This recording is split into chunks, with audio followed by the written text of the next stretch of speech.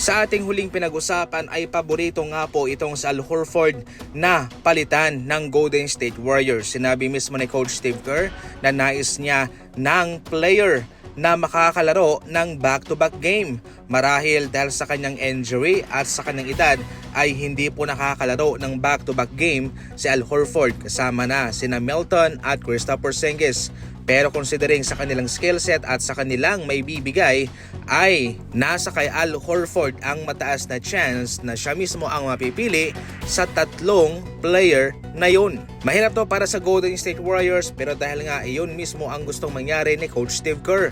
Kaya sila'y gagawa ng mahirap na desisyon sapagkat magaling din naman itong si Al Horford mga idol. Kita naman yung kanyang experience, yung kanyang depensa, especially sa mga crunch time. Nakakapasok siya ng 3 pero nasa Warriors na ang desisyon.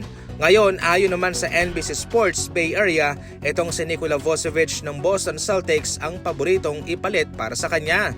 Ngunit hindi rin po basta-basta na center itong si Vucevic dahil malaking butas po siya sa depensa. Hindi nga siya ginamit ni Coach Joe Mazzulla sa kanilang laban sa playoff dahil sa kanyang mismatch kay Joel Embiid. At nakakapuntos ng malaki ang mga players ng Sixers sa kanya. Inaatake itong si Vucevic. Tama, dihamak naman na mas healthy itong si Vucevic kumpara kay Al Horford. Pero kaso nga lang, liability siya sa depensa. Mas magaling bumantay si Al Horford at mas magaling din naman si Al Horford kumpara sa kanya.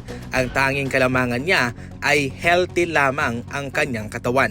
Kaya mahirap po itong desisyon para sa Golden State Warriors kung sino nga ba ang kanilang ipapalit at tatanggalin.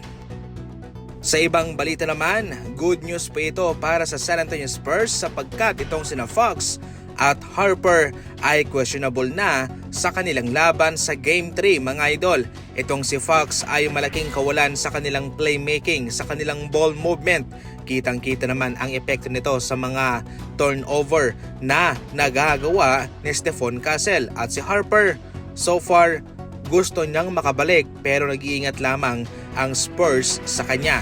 Pero ang magandang balita ay pareho silang questionable na pwedeng makalaro sa Game 3. Mayroong inamin itong si Jared McCain ng OKC Thunder na umiyak siya pagkatapos ng malaman niyang etitrade siya ng Sixers habang siya ay nasa bus kasama ang kanyang mga teammate. Tinanong pa niya ang kanyang agent na kung ano raw ang magandang lugar sa Los Angeles para mag-practice, para mag-workout. Pero ang naging reply nito sa kanya ay etitrade na siya ng Sixers. At pagkatapos ng 5 minuto ay kaagad naman po itong kinumpirma ni Daryl Morey na siya ay etitrade na nga. Nasaktan itong si McCain sapagkat naging malalim na ang kanyang relasyon at pagkakaibigan sa kanyang mga teammates, especially kay Joel Embiid na hindi nga po nasiyahan sa ginawang pag-trade.